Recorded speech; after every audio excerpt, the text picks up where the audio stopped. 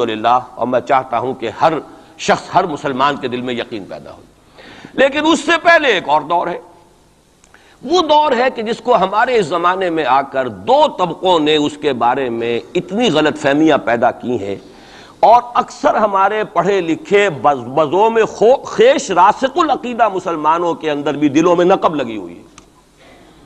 سمجھتے ہیں کہ ہم تو قادیانی نہیں ہیں، سمجھتے ہیں کہ ہم تو منکر حدیث نہیں ہیں، لیکن ان حدیثوں پر ان کا یقین نہیں ہے، حالانکہ یہ بخاری شریف کی روایات ہیں، حالانکہ یہ مسلم شریف کی روایات ہیں، کہ اس سے پہلے ایک دور آنا ہے، مسلمانوں پر سخت عذاب کا دور آنا ہے، اور یہ عذاب جو ہے شدید ترین عذاب، اس کی جو سب سے اہم شخصیت ہے المسیح الدجال، یہودیوں کے ہاتھوں آئے گا، اور یہودیوں میں ایک شخص پیدا ہوگا، کھڑا ہوگا، جو مسیح ہونے کا دعویٰ کرے گا، المسیح الدجال۔ دجال کہتے ہیں فریبی کو، دجل فریب کو کہتے ہیں، جو فریب سے اپنے آپ کو مسیح کہلوائے گا کہ میں مسیح ہوں۔ اس کی وجہ کیا ہے کہ یہودیوں کے ہاں یہ روایت موجود تھی کہ ہمارا ایک سیویئر آئے گا، ہمارا ایک نجات دہندہ آئے گا، جو ہمیں پھر دنیا کے اندر غلبہ دلوائے گا، اور ہماری جو پرومسڈ لینڈ ہے وہ پوری کی پوری ہمیں دلوا دے گا۔ وہ جو گریٹر اسرائیل کا نقشہ انہوں نے بنا رکھا ہے، یہ ان کے پرومسڈ لینڈ ہے، خوابوں کی سرزمین ہے۔ اچھا، وہ تو حضرت مسیح آئے تھے علیہ الصلوۃ والسلام، وہ تو آ گئے، انہوں نے مانا نہیں۔ جب مانا نہیں، انہیں تو مرتد قرار دیا، جادوگر قرار دیا، بازیگر قرار دیا، واجب القتل قرار دیا، اور اپنے بس پڑتے تو سولی پر چڑھائی دیا۔ وہ تو اللہ نے جو کیا وہ ایک علیحدہ مسئلہ ہے۔ اب وہ جگہ تو خالی ہے، جو آپ کہتے ہیں نا کہ کوئی ویکینسی ہے موجود، پوزیشن از ویکنٹ، ابھی وہ منتظر ہیں ایک مسیحا کے کہ ہمارا اصل مسیح آنے والا ہے۔ وہ ان کا کوئی لیڈر کھڑا ہوگا جو اس دعوے کے ساتھ کھڑا ہوگا کہ اب میں اس مہم کو شروع کرتا ہوں کہ جس سے وہ جو گریٹر اسرائیل ہے، پوری عظیم تر اسرائیل وجود میں لاؤں گا۔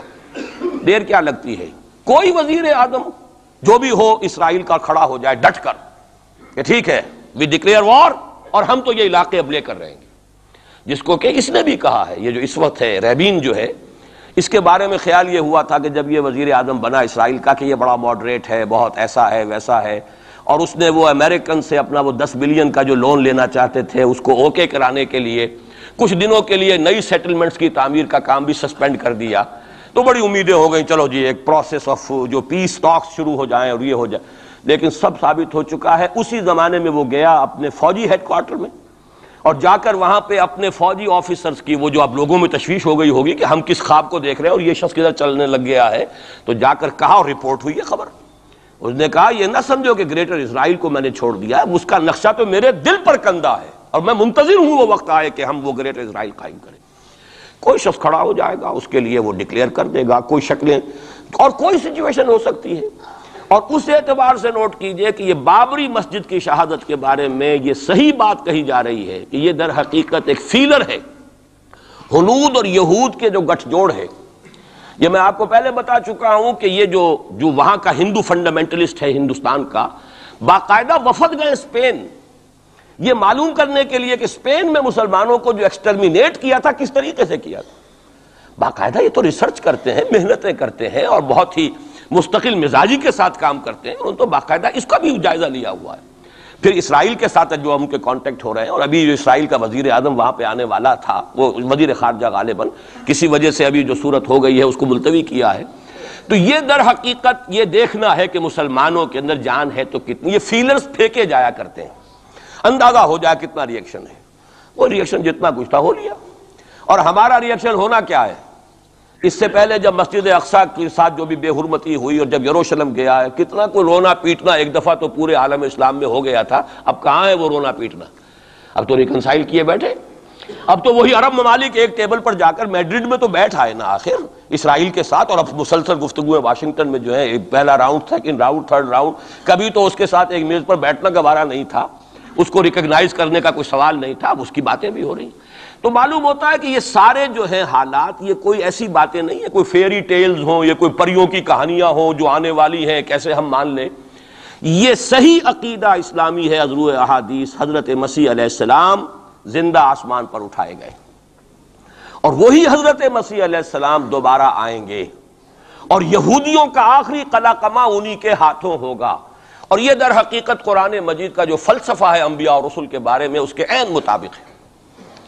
جس قوم کی طرف کوئی رسول بھیج دیا جاتا تھا، وہ قوم جب رد کر دیتی تھی رسول کی دعوت کو، اتمام حجت کر دیا رسول نے، 950 برس تک دعوت دی، قوم نے رد کر دیا، یا حضرت ہود نے کتنے عرصے دعوت دی اس کی وضاحت نہیں ہے، طویل عرصے تک دی، قوم نے رد کر دیا، حضرت صالح نے کتنے عرصے دعوت دی، قوم نے رد کر دیا۔ پھر کیا ہوتا تھا؟ اس قوم کو ہلاک کر دیا جاتا تھا، ختم کر دیا جاتا تھا، پھر اس کا نام و نشان نہیں چھوڑا جاتا تھا۔ فَقُطِعَ دَابِرُ الْقَوْمِ الَّذِينَ ظَلَمُوا، جڑ کاٹ دی جاتی تھی اس ظالم قوم کی۔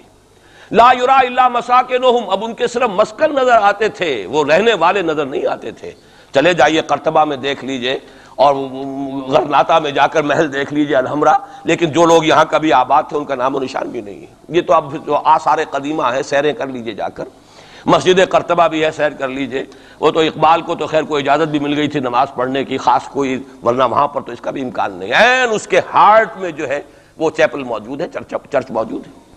بہرحال یہ سارے جو معاملات ہیں جان لیجئے اچھی طریقے سے کہ یہ واقعات جن کی خبریں دی گئی ہیں، یہ بالکل اس کے مطابق حالات کا جو ہے نقشہ بیٹھتا چلا جا رہا ہے۔ کوئی یہودی لیڈر کھڑا ہوگا اور وہ مسیح کا دعویٰ کرے گا، میں ہوں مسیح، چاہے وہ خود بھی جانتا ہو کہ میں جھوٹ بول رہا ہوں، اور جانتا ہوگا کہ جھوٹ بول رہا ہوں، لیکن یہ کہ تمام اس یہودیوں کو جمع کرنے کے لیے لازم ہوگا کہ وہ دعویٰ کرے۔ اس لیے کہ اب بھی موجود ہے، جو لوگ جانتے ہیں یہودیوں کو، یہودی اب بھی سپلٹ ہیں۔ ان میں جو زیادہ مذہبی طبقہ ہے وہ زائنسٹ نہیں ہے، بلکہ وہ ان سے اختلاف کرتا ہے۔ زائنزم کی اپنی ایک تحریک تھی، وہ یوں سمجھیے کہ ایک ریشسٹ نیشنلسٹ موومنٹ ہے، وہ ایک نسلی قومیت کے اوپر چلنے والی جو ہے وہ ایک قوم پرستانہ جو ہے تحریک ہے۔ جو مذہبی طبقہ ہے، جو یہودی داڑیاں رکھتے ہیں اور جو لمبے لمبے بال رکھتے ہیں اور کالی ٹوپیاں پہنتے ہیں اور لمبی شیروانیوں ٹائپ جو ہیں ان کے لانگ کوٹس ہوتے ہیں، اور یہ وہاں مینہٹن میں بڑے نظر آتے ہیں گھومتے ہوئے، اور بہت سرمایہ دار ہیں، اسی لیے نیو یارک کو جو یارک کہا جاتا ہے۔ وہ یہودی جو ہے وہ ان میں بڑا طبقہ بھی موجود ہے کہ جو اس زائنزم کو اور اسرائیل کو تسلیم نہیں کر رہا۔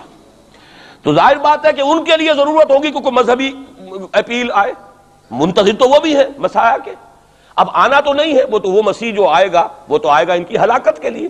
اس سے پہلے کوئی کھڑا ہوگا اور اس کو پھر یہ مذہبی یہودی بھی مان لیں گے۔ نتیجہ یہ ہوگا کہ جو بھی پوری دنیا کا یہودی ہے وہ اس ایک علاقے میں آ جائے گا، اور وہ اپنے اس گریٹر اسرائیل کے لیے پھر جو وہاں پر جنگ کی بھٹی دہکے گی۔ یہ کتاب الملاحم، اکثر جو حدیث کی کتابیں ان کے آخر میں آ کے کتاب الملاحم کا باب ہے علیحدہ علیحدہ، جس میں کہ اس دور کی خبروں کا جو ہے حضور نے پوری پیشن گوئیاں کی ہیں کہ یہ کچھ ہونا ہے۔ جہاں تک المسیح الدجال کا تعلق ہے، اس کے بارے میں تو الفاظ یہ ہیں کہ کوئی نبی اللہ کا ایسا نہیں گزرا کہ جس نے مسیح الدجال کی فتنے سے خود پناہ طلب نہ کی ہو اللہ کی۔ خود حضور کی جو دعائیں ہیں معصورہ، اس میں ہے وَأَعُوذُ بِكَ مِن فِتْنَةِ الْمَسِيحِ الدَّجَّالِ، اے اللہ میں تیری پناہ طلب کرتا ہوں فتنت مسیح الدجال سے۔ وہ فتنہ اب سر پر آیا ہوا ہے، یہ چند سالوں کی بات ہے، اور اکثر و بیشتر کچھ اور حوالوں سے بھی، وہ نوسٹروڈیمس کے حوالے سے ہو یا کسی اور کے حوالے سے ہو، پیشین گوئیاں وغیرہ، دنیا میں اس وقت پوری اس فضا کے اندر جو مذہبی فضا ہے یورپ کی، وہ بھی بہت پریگننٹ ہے اس حوالے سے کہ یہ پیشین گوئیاں اور اس طرح کی خبریں اور اس طرح کی آمد۔ چنانچہ میں کئی مرتبہ کر چکا ہوں کہ آپ کو امریکہ میں بمپرز کے اوپر سٹیکرز ملتے ہیں، مسیح is coming, Jesus is coming, یہ عیسائیوں کا ہے، وہ بھی منتظر ہیں حضرت مسیح کی آمد کے، ہم بھی منتظر ہیں حضرت مسیح کی آمد کے۔ وہی مانا کہ حضرت مسیح نازل ہوں گے، حضور نے خبر دی ہے، اور آ کر مسلمان کے پیچھے نماز پڑھیں گے، وہ ایک امتی کی حیثیت سے آئیں گے، اب نبی کی حیثیت سے نہیں آئیں گے، بلکہ اپنی امت جو ہے یہود جنہوں نے کہ ان کو انکار کر دیا تھا قبول کرنے سے، ان کو سزا دینے آئیں گے، انہی کی ہلاکت اور بربادی کے لیے آئیں گے، جیسے کہ حضرت نوح کی نگاہوں کے سامنے ان کی قوم ہی نہیں، ان کا بیٹا بھی غرق کیا گیا نگاہوں کے سامنے، جس طرح کہ حضرت ہود کی نگاہوں کے سامنے ان کی قوم جو ہے وہ برباد کی گئی۔ اسی طریقے سے اللہ کا یہ قانون رہا ہے کہ جس قوم کی طرف رسول بھیج دیا، اس قوم نے اگر رد کر دیا دعوت کو، اس قوم کو اسی رسول کے سامنے ہلاک کیا گیا، تاکہ نظر آ جائے کہ یہ تمہارے جو مجرم ہیں یہ کیفر کردار کو پہنچ گئے۔ یہ ہے معاملہ کہ جو یہودیوں کے ساتھ بعد میں پیش آنا ہے، اس کے بعد تو پھر وہ اسلام کے غلبے کا دور آ جائے گا، لیکن اس سے پہلے مسلمانوں پر شدید ترین عذاب کا دور آ رہا ہے، اور یہ خبریں جو ہیں یہ بھی احادیث میں۔ اسی لیے میں نے کہا تھا کہ موجودہ حالات اور امیڈیٹ فیوچر بہت ڈارک ہے، بہت گلومی ہے مسلمانوں کے لیے۔ البتہ مسلمانوں میں اور مسلمانوں میں ایک فرق ہے، یہ اس کو نوٹ، یہ میں ساری باتیں جو کہہ رہا ہوں محکمات قرآنی کی بنیاد پر کہہ رہا ہوں۔ میرا تو بہرحال جو بھی اب زندگی گزری ہے قرآن مجید کے پڑھنے پڑھانے میں گزری ہے، اسی پر سوچ بچار ہے، گفتگو میری ہے تو قرآن کے حوالے سے الحمدللہ، دعوت ہے تو قرآن کی ہے۔ تو میں جو کچھ کہہ رہا ہوں، لیکن اب ہر چیز کے لیے تفاصیل سے اور تفصیل کے ساتھ دلائل بیان کرنے کا یہ وقت نہیں ہے، مختلف مواقع پر میں اس کے لیے دلائل دیتا رہا ہوں۔ لیکن نوٹ کر لیجئے، میں نے اسی مسجد میں ایک دفعہ ہیومن جیوگرافی کا لفظ استعمال کیا تھا کہ یہ جو تاریخ انسانی ایک جغرافیہ بھی ہے، تقریباً 600 کروڑ دنیا میں اس وقت حضرت آدم کی نسل آباد ہے، ان میں سے 1/5 1 ارب سے زائد ہے، 120 کروڑ کے لگ بھگ ہیں مسلمان، ان سے دگنے ہیں عیسائی حضرت مسیح علیہ السلام کے نام لیوا، باقی جو ہے وہ پھر بقیہ ہیں، ہندو ہیں، بدھ ہیں، یہ ہیں وہ ہیں، لیکن یہ سمجھ لیجئے کہ یہ ہے ہمارا اس وقت ہیومن جیوگرافی کا ایک معاملہ۔ یہ جو 120 کروڑ کے قریب مسلمان ہے، کلمہ گو ہے، محمد کا امتی ہے صلی اللہ علیہ وسلم، اب اس کے 2 حصے کر لیجئے۔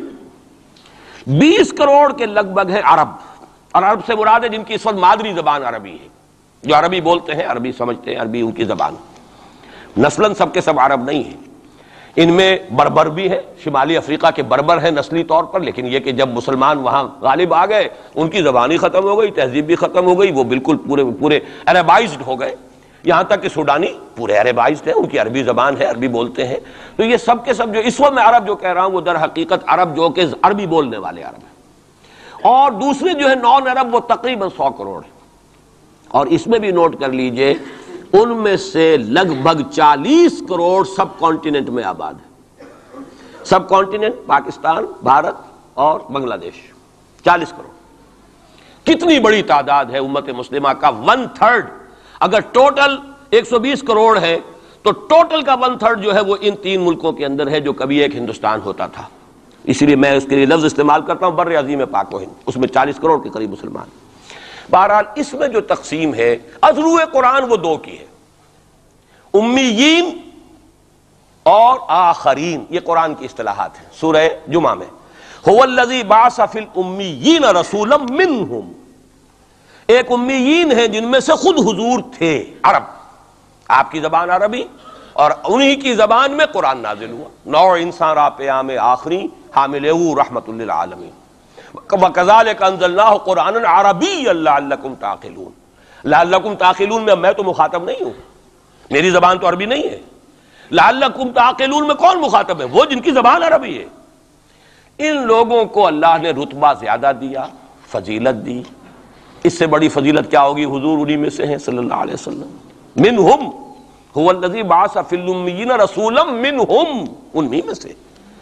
پھر یہ کہ ان کی زبان میں اللہ نے اپنا کلام نازل کیا، فضیلت بھی بڑی ہوئی، لیکن فضیلت جہاں بڑی ہوتی ہے ذمہ داری بھی زیادہ بڑی ہوتی ہے، اور زیادہ بڑی ذمہ داری والا آدمی کوتاہی کرتا تو سزا بھی زیادہ بڑی ہوتی ہے۔ تینوں چیزیں جو ہے لازم و ملزوم ہیں، جن کے درجے ہیں سوا ان کی سوا مشکل ہے، درجہ سوا ہے بلند ہے، ذمہ داری بھی زیادہ ہے، کوتاہی ہوگی تو سزا کی بھی زیادہ مستحق ہو گئے۔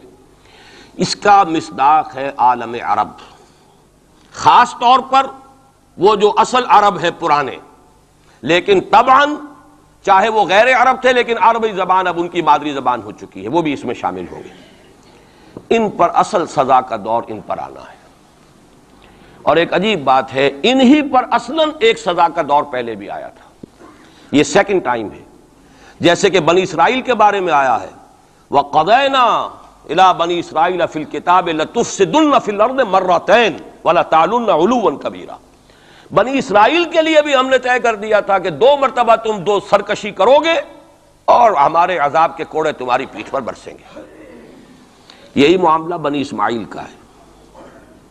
پہلا دور ان پر آیا تھا کب؟ آج سے 750 برس قبل، کروڑوں قتل کروائے تاتاریوں کے ہاتھوں،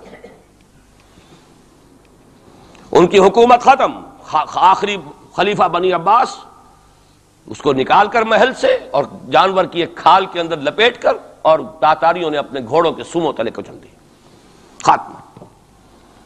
اور پھر انہی تاتاریوں کو اسلام کی توفیق دے دی، اسلام کا جھنڈا ان کے ہاتھ میں تھما دیا ہے، آیا فتنہ تاتار کے افسانے سے پاسماں مل گئے کعبے کو صنم خانے سے۔ اس کے بعد کچھ عرصے رہا معاملہ ہسپانیہ میں عربوں کا، آج سے 500 برس قبل وہ بھی خاتمہ ہوا۔ تو عربوں پر ایک دور تو وہ آ چکا، لیکن وہ دور ایکسٹرمینیشن کا نہیں تھا، وہ دور کاہے کا تھا معزول کر دیے گئے. امت کی جو قیادت تھی وہ غیر عرب کو منتقل ہو گئی. ترک کون تھے؟ غیر عرب. ترکوں ہی کے اندر سے یہ چار جو ہے یہ سٹاکس نکلے ہیں. ایک سٹاک ایک ہے، چار اس میں سے آپ کہہ لیجئے کہ مختلف اس کی شاخیں ہیں. ترکان تیموری ہندوستان میں آ گئے، ترکان صفوی ایران میں آ گئے، ترکان سلجوقی مڈل ایسٹ میں رہے بہت عرصے تک، اور پھر ترکان عثمانی کا تو کہنا ہی کیا ہے. وہ تو گویا کہ جو وہ رومن امپائر تھی اس کا جانشین جو بنا ہے وہ در حقیقت اس کے بعد وہ تو آل عثمان کی حکومت ہے. ترکان عثمانی، یہ عثمان حضرت عثمان نہیں ہے رضی اللہ تعالیٰ عنہ، یہ ایک تاتاری سردار ہے عثمان جن کی اولاد ہے جس کو آپ آٹومان ٹرکس کہتے ہیں. اور یہ پھر سلطنت جو ہے آٹومان گریٹ آٹومان کنگڈم جو کہ اب ختم ہوئی ہے اس صدی میں. پہلی یہ جو صدی ہے اس کی ابتدا میں پہلی جنگ عظیم کے بعد اس کا خاتمہ ہوا ہے. اس کا بس صرف ایک سمجھیے کہ نشان ترکی کی شکل میں رہ گیا ہے، باقی وہ گریٹ امپائر جو تھی ختم ہوئی. اسی کے ریمیننٹس بوسنیا میں بیٹھے ہوئے ہیں جن کے اوپر اس وقت ظلم ہو رہا ہے. انہی کے جارجیا میں بیٹھے ہوئے. جارجینز تو ہیں بھی اصل میں ٹرک، نسلاً ٹرک ہیں. بوسنینز جو ہے ٹرکس نہیں ہیں، لیکن یہ اسی زمانے میں اسلام لائے تھے جبکہ یہاں پر آل عثمان کی حکومت قائم ہوئی تھی اور پورا مشرقی یورپ جو ہے وہ ترکان عثمانی کے زیر نگی تھا. بہرحال یہ ایک سزا کا دور جو ہے وہ تو آ چکا، دوسری سزا اور سختر سزا کا دور اب آ رہا ہے. اس کا آغاز گلف وار سے ہو چکا ہے. جیسا کہ میں نے عرض کیا ٹائم ٹیبل کوئی نہیں دیا جا سکتا، خبریں موجود ہیں اس کے بعد یہ ہونا ہے، یہ ہونا ہے، یہ ہونا ہے. اور 8 اقساط میں ہم ندائے خلافت میں وہ مضمون شائع کر چکے ہیں جس میں احادیث میں زیادہ تر سنن ابی داؤد کی روایات ہیں، بڑی تفصیل موجود ہے. اور یہ ہے مجھے بھی پسند نہیں، آپ کو بھی پسند نہیں، اور پسند نہ ہونے کی وجہ سے زبان پر ہم نہیں لاتے، اسی وجہ سے لوگ جو ہے ناواقف ہیں. یہ سارے ممالک حدیث میں موجود ہے کہ مسلمانوں کے ہاتھوں سے نکل جائیں گے جنہیں یہودی گریٹر اسرائیل میں شامل کرتے ہیں. شام سارا، عراق سارا، مصر کا ڈیلٹا جتنا علاقہ زرخیز ہے اس کا جو بھی اچھا علاقہ ہے سارا، شمالی حجاز کا علاقہ سارا، یہاں تک کہ حدیث میں تو آتا ہے کہ مدینے کے دروازوں تک پہنچ جائیں گے لیکن مدینے میں داخل نہیں ہو سکیں گے. اللہ تعالیٰ خصوصی حفاظت فرمائے گا. لیکن یہ کہ مدینے کے دروازے، اب مدینے سے اوپر کتنا حجاز کا علاقہ ہے، عرب کا، سعودی عرب کا، ترکی کا بھی مشرقی علاقہ جو ہے یہ سارا موجود ہے، احادیث کے اندر موجود ہے. تو یہ بڑی تلخ بھٹی آنے والی ہے. لیکن دوسری بات جو میں عرض کرتا رہا ہوں اب اس کے حوالے سے آئیے اس روح عرضی پر. اچھا یہ بات بھی سامنے رکھ لیجئے، یہ کیوں ہے سزا؟ سزا اس لیے ہے کہ ہم نے اسلام سے بے وفائی کی. سیدھی بات ہے. اللہ کو تو نہ ہم سے کوئی دشمنی ہے نہ ہمارے دشمنوں سے کوئی اس کی دوستی ہے، معاذ اللہ ثم معاذ اللہ. اس کی دوستی کہاں، کفار سے کہاں ہوگی؟ نبوکدنضر کے ہاتھوں بنی اسرائیل کو پٹوایا تھا اگر، تو کیا نبوکدنضر سے دوستی تھی اللہ کی؟ اور کیا اسرائیلیوں سے اور یہودیوں سے کوئی دشمنی تھی؟ ان کو تو غرہ یہ تھا کہ نحن ابناء اللہ واحباہ، ہم تو اللہ کے بیٹوں کے مانند ہیں، ہمیں تو آگ بھی نہیں چھو سکتی. لن تمسنا النار الا ایاما معدودات، آئے گی بھی تو چند دن کے لیے چھوئے گی، ہمیں فوراً نکال لے گا اللہ. ہم تو اس کے بیٹوں کے مانند ہیں، چہیتے ہیں، ابراہیم کی نسل سے ہیں. ہم سب محمد کی نسل سے نہیں ہیں صلی اللہ علیہ وسلم. وہ تو صرف سادات جو بھی ہیں، سچے سادات ہیں یا بنے ہوئے سادات ہیں، وہی دعویٰ کر سکتے ہیں نا کہ وہ حضور کی نسل. اور وہ بھی نسل کیا ہے، حضور کی تو نہیں ہے، وہ تو حضرت علی کی نسل ہے. نسل بیٹی سے تو چلتی نہیں ہے، وہ تو بیٹے سے ہی چلتی ہے. حضور صلی اللہ علیہ وسلم کی اصل نسل جو ہے وہ تو اللہ تعالیٰ نے چلائی نہیں، وہ تو حضرت ابراہیم کا بھی انتقال ہوا ہے اور اس کی اپنی جگہ پر ایک حکمت ہے، وہ اس وقت میرا موضوع نہیں ہے. تو ہم تو نسل نہیں ہے محمد کی صلی اللہ علیہ وسلم، کم سے کم میں تو نہیں ہوں. لیکن وہ یہودی تو کہتے ہیں ہم ابراہیم کی نسل ہیں سب کے سب. تو انہیں تو یہ غرہ ہونا جو ہے یعنی معلوم ہوتا ہے کہ وزن ہے ان کی بات میں.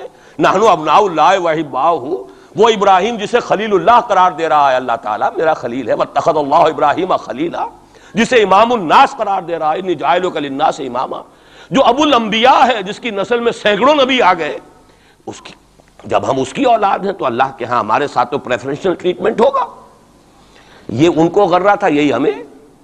لیکن جان لیجئے جب انہیں پٹوایا، جب قرآن مجید نے کہا فَلِمَ يُعَذِّبُكُم بِذُنُوبِكُم، ایسا ہی تمہارا غرہ ہے، تم اللہ کے چہیتے ہو تو اللہ تمہیں کیوں سزائیں دیتا رہا ہے؟ نبوکدنضر سے کیوں پٹوایا، رومن سے کیوں پٹوایا، اس صدی میں جرمنوں سے کیوں پٹوایا، لاکھوں کی تعداد کے اندر. معلوم ہوا کہ اللہ کا معاملہ جس قوم سے بھی ہے کووننٹ ہے، وہ میثاق ہے ہمارا اللہ کے ساتھ. میثاق قرآن ہے ہمارا، ان کا میثاق تورات تھی. پکڑو اس کو، خذوا ما آتیناکم بقوۃ، پکڑو اس کو مضبوطی کے ساتھ جو ہم نے تمہیں دیا ہے. اگر اس سے بے وفائی کرو گے تو ہم سے کوئی تعلق نہیں. بلکہ تم مجرم ہو گئے اصل. باقی لوگوں کے پاس تو کتاب ہے نہیں، شریعت ہے نہیں، دین ہے نہیں، ان کو تو پہنچانا تمہارے ذمہ تھا. تم تو ان کو کیا پہنچاتے، خود اس سے بے وفائی کر بیٹھے ہو. لہذا ساری دنیا کی گمراہی کی ذمہ داری بھی تمہارے کندھوں پر ہے. یہ ہے وہ جرم جس کی بنا پر سزا ملے گی. سزا کے مستحق ہیں ہم، اور ہم میں سب سے بڑھ کر عرب ہیں جن کی مادری زبان عربی ہے، جن کو صرف نحو پڑھنے کی ضرورت نہیں قرآن سمجھنے کے لیے. وہ تو از دل خیزت بر دل ریزت، براہ راست کمیونیکیشن قرآن سے ہو رہی ہے. وہ بے وفائی کریں تو ظاہر بات ہے مہا مجرم وہ ہیں. لیکن پھر غیر عرب مسلمانوں میں اس وقت روئے ارضی پر سب سے بڑی مجرم قوم 10 کروڑ مغربی پاکستانی.